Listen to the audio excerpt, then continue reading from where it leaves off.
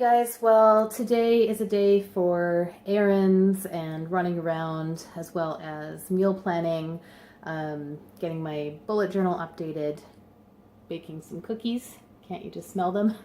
But, well, I'm a Virgo, so I love that kind of thing, and it's Virgo season apparently. I'm just kidding, I don't believe in that stuff.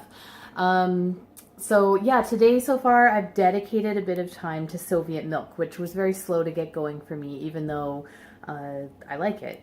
So I'm about a quarter of the way through now, and I'm surprised because I've read and seen a few reviews of this book, and I don't believe I've heard any of them talk about the fact that the perspective shifts so much between the mom and the daughter. Well, actually, I mean, there's a grandma, a mom, and a daughter.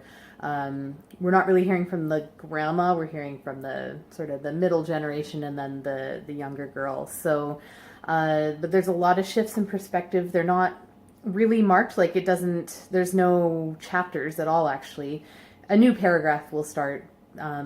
But it doesn't, like, it's just not signaled in any super obvious way, but I'm finding it's actually totally obvious to me right away, which says to me that the author is doing a good job with differentiating those voices. And yeah, maybe I'm just not recalling other people's reviews because I just don't remember anyone talking about it. And while I'm sure this is not like unique in literature, just the way this dual perspective is done does feel different to me. Which is a good thing. So I'm enjoying it. My Kindle tells me it should only take another 2 hours to read. Like if I want it to really, go for it, I could probably finish it today. But whether or not I'll do that, we'll see. I have a few other things on the go, as you guys know, so I'll check in later.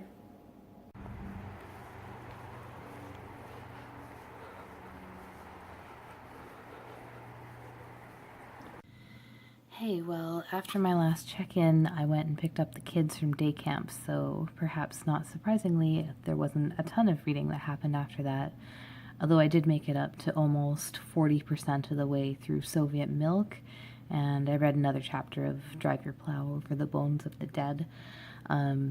Both are going really well. I'm pretty sure I'll finish both of those during this readathon, and then we'll have to see for anything else that I've got going. Yeah, so it's late at night now, and I'm going to do a little more reading. Now, this candle I've got here is, so I think the brand is Patty Wax, and this candle is called Library, although I think there's a bunch called Library, and they all have different author names. This one is the Steinbeck. I don't really think this is what a library or John Steinbeck smells like in real life. It's amber and smoked birch, but it is really lovely. So I hope you're all having a good evening, and I will check in tomorrow.